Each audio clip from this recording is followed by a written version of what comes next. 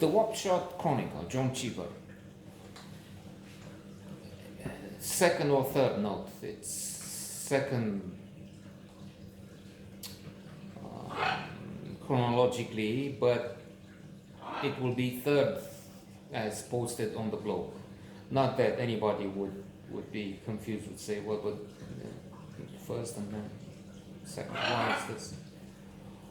I'm going to write a note soon, if they let me.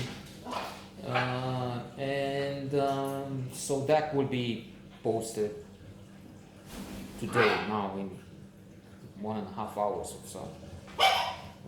And then this will come in tomorrow, even if it's finished today. It's if you're interested in the mechanics, the minutia of this, ask me. I know you.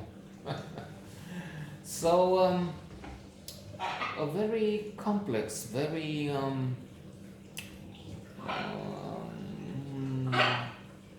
very epic doesn't concur, doesn't. It's an oxymoron on maybe every level, but this is what comes to mind. And even if we're not talking War and Peace in scope, in pages, but still, we have, I mentioned in the first note, previous note, the complexity, the fact that we have things on characters that are met briefly. The cameos, as it would be in the movies, do have quite some information associated with them. The setting can be as normal as you get, but then also as gothic, as surreal as it's possible. Style is different. Sophisticated, long, but not Proust-like sentences. I mean, Proust has sentences that go over pages. Not one page, pages. And Proust is the absolute genius for history. He is number one. Not just enchanting, but of a sophistication that is not equal. I mean, maybe, probably, James Joyce, Ulysses.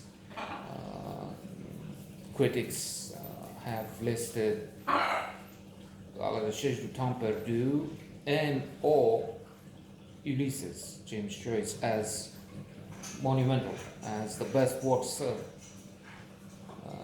the last century at least.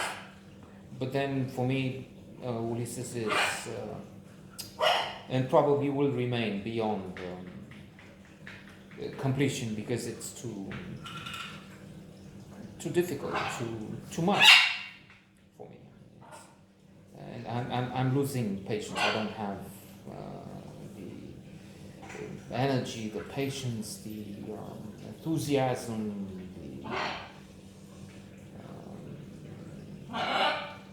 the ability to grasp, to face, to confront Ulysses. No, doesn't seem feasible. So even if we don't have magnitude in pages, even if we don't see the long sentences and the termina, complicated cultural references. Ulysses is assuming to read Ulysses, James Joyce, you need to have read Ulysses of Homer, and not just that, but know it. I mean, know what James Joyce is referring to. not just that, mythology. So you have to have good baggage there available at any time to see, to understand, and be able to make these trips back and forth in time, in mythology, to have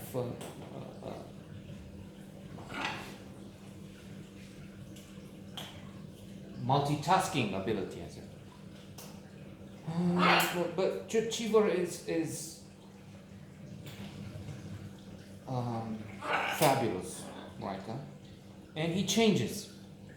So from the normal erudite style you expect from a writer,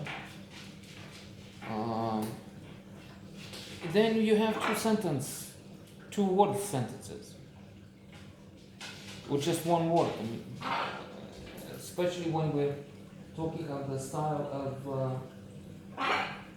Leander,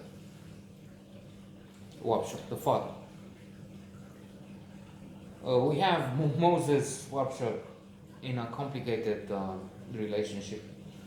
He's marrying his wife. Maybe they will eventually prevail. Let's say their love, their marriage will resist adversity. But there is adversity and trauma.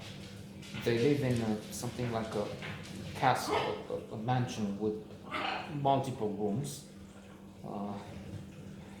where they are separated from each other. Justina is the name? The mistress of the house, and she's putting Moses on one side, and then his lover on the other side. So he has to cross over the roof.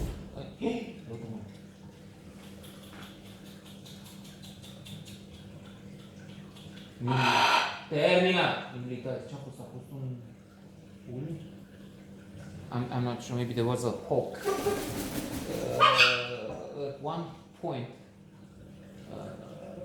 we're feeding some pigeons, and at one point a hawk came, and it was very quick, you can imagine. I mean, that's the basis of getting the prey for the hawk. Incredible speed. What is it? 300? It reaches 300 kilometers per hour. Not here, no. But he came fast, and then one pigeon hit the glass here, and then another on the other side, as they were trying to escape. And I don't know what happened, because then they went out of view. And another time I saw the hawk on the fence there, looking for. He must have seen there's a feeding. I mean, there's a ball outside, and they keep coming for seeds here. So anyway, let's end with a note and see if we have some bad news outside.